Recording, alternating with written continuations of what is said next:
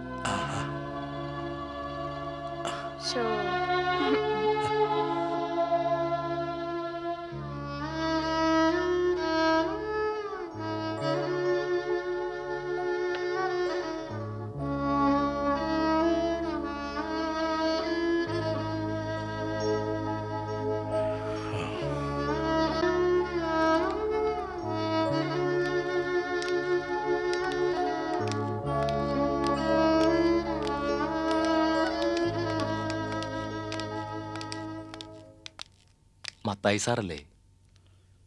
അതെ. എന്റെ പേര് ശിവന്നാ. ഇതെന്റെ മോനാ.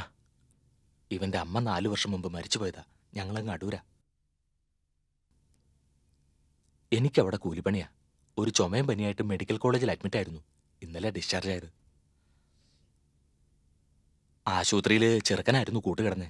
ഇന്നലെ കാലത്ത് കുറച്ച് ഇഡലിയും ചായയും മേടിക്കാൻ വേണ്ടി ചെറുക്കൻ ജംഗ്ഷനിലോട്ട് ഇറങ്ങിയതാ. നോക്കാതെയും പിടിക്കാതെയും ഇവൻ റോഡങ്ങ് ക്രോസ് ചെയ്തു. മോട്ടോർ സൈക്കിൾ വരുന്നത് കണ്ടില്ല. ഇവന്റെ ദേഹത്ത് തട്ടാതിരിക്കാൻ വെട്ടിച്ചപ്പോഴാ സാറിന്റെ മോന്റെ വണ്ടി ലോറിക്കിട്ട് ചെന്നിടിച്ചത്. ഇവനെ രക്ഷിക്കാൻ നോക്കിയോണ്ടാ സാറിന്റെ മോൻ മരിച്ചത്. ഇവൻ പോകേണ്ടടത്തേക്കാ സാറിന്റെ മോൻ. പകരം തരാൻ എന്റെ കയ്യിലൊന്നുമില്ല. എന്നാ തന്നാലും പകരാകത്തൂല്ല. പക്ഷെ ജീവനുള്ളിടത്തോളം കാലം ഞാൻ എപ്പോഴൊക്കെ ഈശ്വരനെ വിളിക്കുവോ അപ്പോഴെല്ലാം സാറും സാറിന്റെ മോനും എന്റെ മനസ്സിലുണ്ടാവും. ഇപ്പം പറഞ്ഞ ചിലപ്പോ കാര്യമില്ലെന്ന് തോന്നും. എന്നാലും പറയോ, സാറിന് നല്ലതേ വരൂ.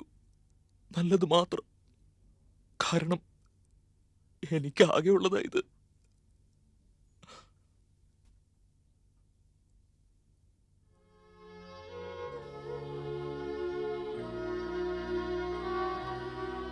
ജോണിക്കുട്ടി മോനെ, നിന്റെ കൂടെ അങ്ങ് പോന്നേക്കുന്നത് ഒരപ്പൻ്റെ മനസ്സ് നിന്നുള്ള പ്രാർത്ഥനയാ.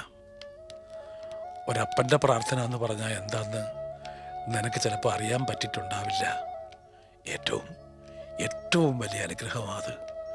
ഒരു പക്ഷേ ആ അനുഗ്രഹമായിരിക്കും ഇന്ദുവിനിപ്പോൾ അവളുടെ അച്ഛനെ തിരിച്ചു കൊടുത്തത്. നിനക്കറിയാവോ, ഇന്ന് അവളെ കൂട്ടിക്കൊണ്ടു പോകാൻ അവളുടെ അച്ഛനും അമ്മയും മാന്നാനത്തെ നമ്മുടെ പഴയ വീട്ടിൽ വരുന്നുണ്ട്. പിന്നെ ഞാൻ ഒറ്റയ്ക്കാടാ. പിന്നെ ബന്ധങ്ങളില്ല, കൂട്ടുകളില്ല, ആരുമില്ല. ഒറ്റയ്ക്ക് ആകെ പേടിയാകാടാ.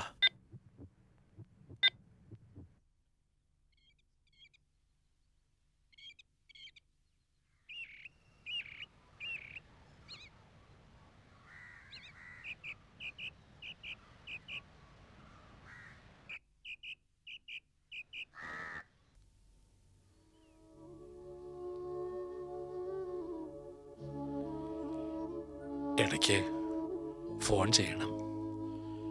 വല്ലപ്പോഴും നേരം കിട്ടുകന്നേൽ കാണാൻ വരണം. നോക്കിയിരിക്കാൻ ഇനി എനിക്കിതൊക്കെ ഉള്ളൂ.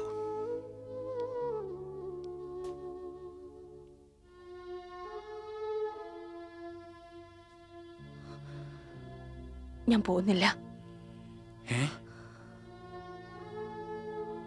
അപ്പച്ചനെയും ഈ വീടിനെ വിട്ട് ഞാൻ എങ്ങോട്ടുമില്ല. നീ എന്നതായി പറയുന്നേ? എൻ്റെ കൂടെ നിൽക്കാനോ? ഇവിടല്ല നിന്റെ ജീവിതം, ഇവിടല്ല നിന്റെ സന്തോഷം. എനിക്കൊന്നും തരാനില്ല. നാട്ടു നടപ്പ് നോക്കണ്ട. നീ പോയാ എനിക്കൊന്നും തോന്നത്തുമില്ല. ഒറ്റയ്ക്ക് എനിക്ക് ശീലമാ, സത്യം. ഏത് നേരത്തും ജപ്തി ചെയ്തുകൊണ്ട് പോകാവുന്ന ഈ വീടും ഒന്ന് കണ്ണടച്ച് തുറക്കുന്നതിന് മുമ്പ് തീരാവുന്ന ആയുസ്സുവാ ആകെയുള്ളത്. 2 മാസം കൂടെ കഴിഞ്ഞാൽ ഞാൻ പെരുവഴിയില്ല. എൻ്റെ കൂടെയുള്ള നിന്റെ ഭാവി അത് മാത്രമാ. വേണ്ട, നീ നിന്റെ അച്ഛൻ്റെ അമ്മയുടെ കൂടെ പോകുന്നതാ എനിക്കിഷ്ടം. അതാ എൻ്റെ ആഗ്രഹം. എന്റെ ഇഷ്ടവും ആഗ്രഹവും ആരും ചോദിച്ചില്ല. അതെന്താണെന്ന് അപ്പച്ചനോടെങ്കിലും ഞാൻ പറഞ്ഞോട്ടെ. അപ്പായും അമ്മയും മനസ്സിലാക്കാത്തൊരു കാര്യമുണ്ട്. ജോണിയെ മറക്കുന്നതല്ല എന്റെ സന്തോഷമെന്ന്.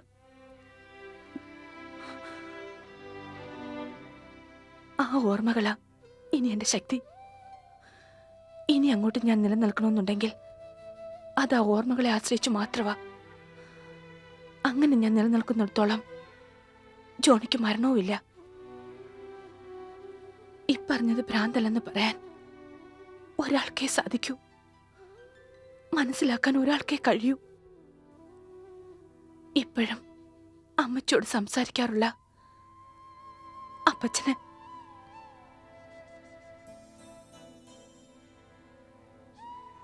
ഇപ്പോഴും അമ്മച്ചിയെ കളിയാക്കാറുള്ള അപ്പച്ചന്, ഇപ്പോഴും അമ്മച്ചോട് പിണങ്ങാറുള്ള അപ്പച്ചന്, ഞാൻ പോയാലും സാരമില്ലെന്ന് അപ്പച്ചൻ പറയുമ്പോ അത് പച്ച കള്ളാണെന്ന് എനിക്കറിയാം. പോകരുതെന്ന് പറയുന്നത് എനിക്ക് കേൾക്കാം. ചില ഓർമ്മകൾ നമുക്ക് മാത്രമുള്ളതാണ്. അവ ജീവിക്കണമെങ്കിൽ നമ്മൾ ഒരുമിച്ചാവണം. അവയില്ലെങ്കിൽ നമ്മളുമില്ല. അമ്മച്ചി തന്ന ആഭരണ പെട്ടിക്ക് അങ്ങനെ ഒരു അർത്ഥമുണ്ട്. അത് കാണാതിരിക്കാൻ എനിക്ക് പറ്റില്ല. മുമ്പൊരിക്കൽ പറഞ്ഞതുപോലെ നമുക്കൊറ്റയ്ക്കാവാം, ഒരുമിച്ചൊറ്റയ്ക്ക്.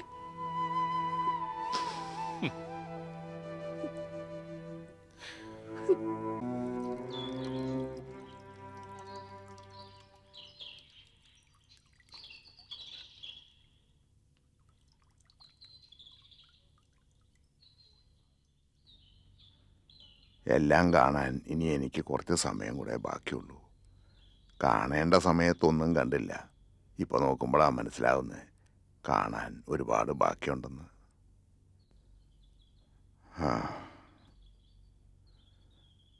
ഭാര്യയും മക്കളെയും ഒരകലമിട്ടേ ഞാൻ സ്നേഹിച്ചിട്ടുള്ളൂ. ഇഷ്ടം കുറവായിട്ടൊന്നുമല്ല. എന്നും ചിരിയിൽ പിശുക്ക് കാണിച്ചിരുന്ന പരമ്പരയിലെ അവസാന കണ്ണിയായിപ്പോയി ഞാൻ. അടുത്തു വന്നാലും ചിരിച്ചാലും ഒന്നും നഷ്ടപ്പെടാൻ പോകുന്നില്ലെന്ന് മനസ്സിലാക്കിയപ്പോ വൈകിപ്പോയി. പതുക്കെ.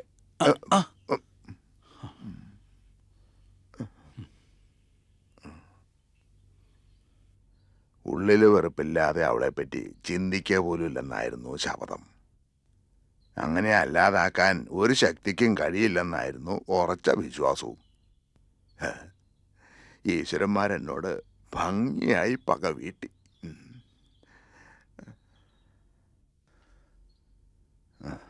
ഇരിക്കുക.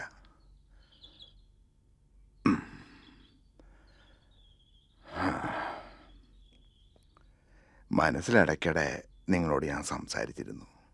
ഇടയ്ക്ക് ദേഷ്യപ്പെട്ട്, പിന്നെ സങ്കടപ്പെട്ട്. അതുപോലെ നമ്മുടെ മക്കളെ പറ്റി, അവരുടെ ഭാവിയെ പറ്റി, പിന്നെ രഹസ്യമായ ക്ഷമയും ചോദിച്ചിരുന്നു. അവൾക്ക് വേണ്ടി. ഒരുപക്ഷെ ഒരിക്കലും നിങ്ങൾക്ക് അവിടെ പൊറുക്കാൻ കഴിയില്ലാത്ത തെറ്റിനു വേണ്ടി.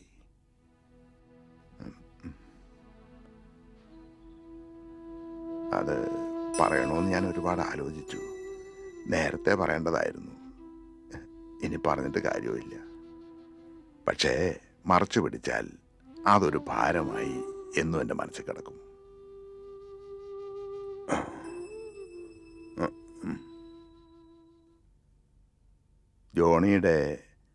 ജോണിയുടെ മരണത്തിന് ഒരു പരിധിവരെയെങ്കിലും കാരണക്കാരി ഇന്ദുവാണെന്ന് ഞാൻ പറഞ്ഞാൽ അവളോട് ക്ഷമിക്കാൻ പറ്റുമോ? ജ്യോതിഷം, ജാതകം എന്നൊക്കെ പറയുന്ന കാര്യങ്ങളിൽ നിങ്ങൾക്കൊക്കെ ചിലപ്പോൾ വിശ്വാസം ഉണ്ടാവില്ല. പക്ഷേ ഞങ്ങളുടെ ജീവിതത്തിൻ്റെ രൂപരേഖയാണ് ഞങ്ങളുടെ ജാതകം.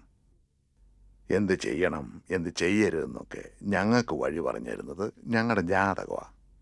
അത് പറയുന്ന പോലെയേ പോകാവൂ. ഹിന്ദു അങ്ങനല്ല പോയത്. കാലപ്പഴക്കമുള്ള എന്തിനേയും വെല്ലുവിളിക്കാൻ തോന്നുന്ന പ്രായമാണല്ലോ. പാപജാതകമായിരുന്നു അവളുടേത്. 25 വയസ്സിന് മുമ്പ് വിവാഹം കഴിച്ചാൽ ഭർത്താവിൻ്റെ മരണം നിശ്ചയം. വേറൊരർത്ഥത്തിൽ പറഞ്ഞാൽ ജോണിയുടെ മരണകാരണം ആ ജാതകമാണ്. അല്ല, ദൈവനിശ്ചയം എന്ന് വേണമെങ്കിൽ വിളിക്കാം, അല്ലെങ്കിൽ വിധിയെന്ന്. പക്ഷേ എൻ്റെ മോൻ മരിച്ചത് അവന് വേണ്ടി വീട് പോലും വേണ്ടാന്ന് വെച്ച അവള് കാരണമാണെന്ന് പറയുന്ന ശാസ്ത്രത്തെ അതേതായാലും ഇനിയെങ്കിലും മാനിക്കരുത്. അതിനെയൊക്കെ മാനിച്ച ഒരു വിലയും ഇല്ലാതാകുന്നത് അവൻ ഇത്രയും കാലം കൊടുത്ത സ്നേഹത്തിനാ.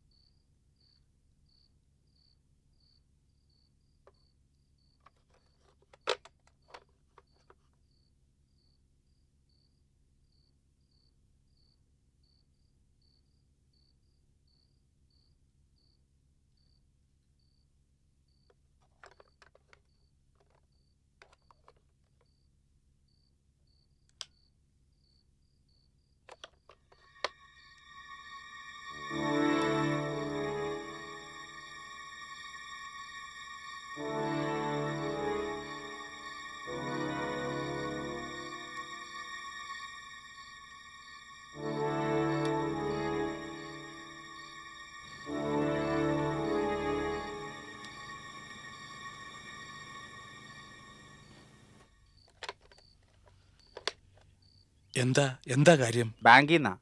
ജപ്തിക്ക് മുമ്പ് മൊത്തം സ്ഥലത്തിന്റെ കൃത്യമായ അളവ് വേണം. കുടിശ്ശിക അടച്ചു തീർക്കാനുള്ള അവസാന തീയതി കഴിഞ്ഞ ആഴ്ചയായിരുന്നു. നോട്ടീസ് അയച്ചിരുന്നല്ലോ, കിട്ടിയില്ലേ? നമുക്ക് അവിടെ നടന്നു തുടങ്ങാം. അവിടെയാണ് ഇതിൻ്റെ അതിര്. അവിടെ ക്രോസ് സ്റ്റാഫ് വെച്ച് അങ്ങോട്ട്.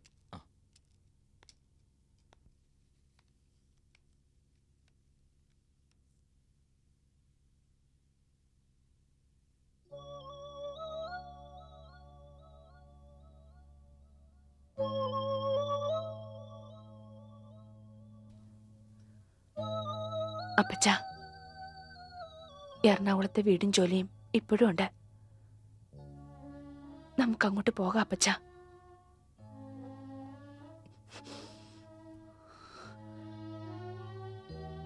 ചിലപ്പോ ഇനി നമുക്കൊരു മാറ്റം എന്ന് പറയുന്നത് എറണാകുളവും അവിടുത്തെ ജോലിയായിരിക്കും. ഞാൻ നിർബന്ധിക്കല്ല.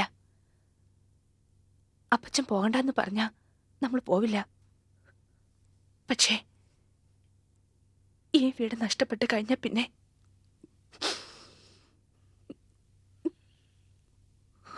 പോകാം. കഴിഞ്ഞ ഒരു മാസമായിട്ട് അവനങ്ങ് പോയി കഴിഞ്ഞപ്പോൾ മുതൽ ഒരിക്കലും ഇല്ലാത്തതുപോലെ ഈ വീട്ടിൽ ആകെ ഒരു സ്വസ്ഥതക്കേട്, ഏതാണ്ടൊരു പേടി, ആരും കാവലില്ലാത്തതുപോലെ. പണ്ട് ഈ വീട്ടിൽ ഓരോ കാര്യങ്ങൾ ചെയ്യാൻ സമയം തികയാതെ വരുമായിരുന്നു. ഇന്നിപ്പോ 2 സൂചിയും ഒരിടത്തനങ്ങാതെ നിൽക്കുന്നത് പോലെ. നമുക്ക് പോവാം മോളെ. ജപ്തിക്ക് കൈവിട്ട് കൊടുത്തതിന് ഇവൻ എന്നോട് പിണങ്ങും. ഇവന്റെ പിണക്കം ഞാൻ താങ്ങുകയില്ല.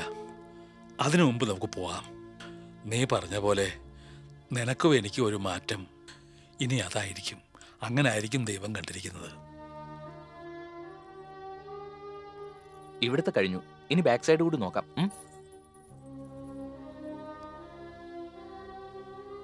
അപ്പച്ചൻ ഇപ്പോഴും വിശ്വസിക്കുന്നുണ്ടോ ദൈവത്തിൽ?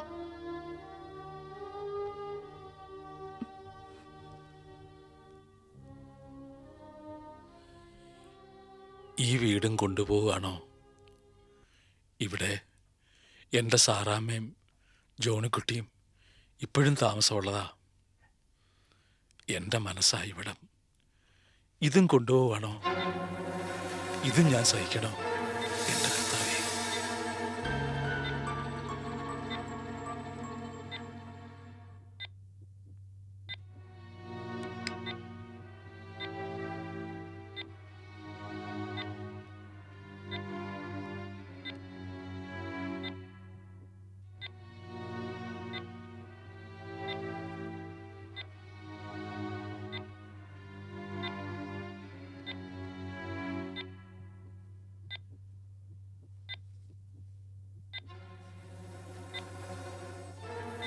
എപ്പോഴാ ഈ വേരിയേഷൻ തുടങ്ങിയത്?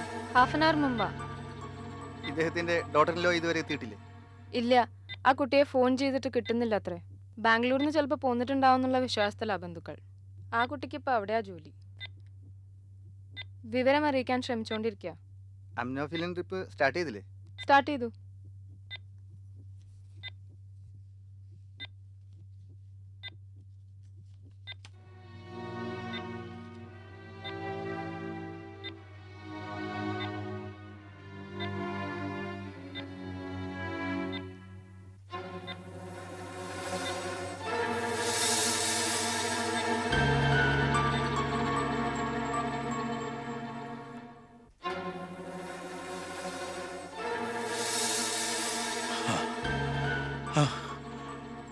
ശ്വാസം കിട്ടുന്നില്ലല്ലോ. വല്ലാതെ ഉഷ്ണിക്കുന്നു. ആകെ ഒരു പരവേശം. ദാഹിക്കുന്നു. വെള്ളം വെള്ളം വേണമല്ലോ. ആരോടാ ഒന്ന് ചോദിക്കുന്നേ? എൻ്റെ അടുത്ത് ആരൊക്കെയോ ഉണ്ടല്ലോ. ആരുടെയൊക്കെയോ ശബ്ദം കേൾക്കുന്നുണ്ടല്ലോ. ആരാ ആരാ അതൊക്കെ? എന്നതാ അവര് പറയുന്നേ? ഒന്നും തെളിയുന്നില്ലല്ലോ. ഇന്ദു ഉണ്ടോ കൂട്ടത്തിൽ? ഇന്ദു ഉണ്ടോ?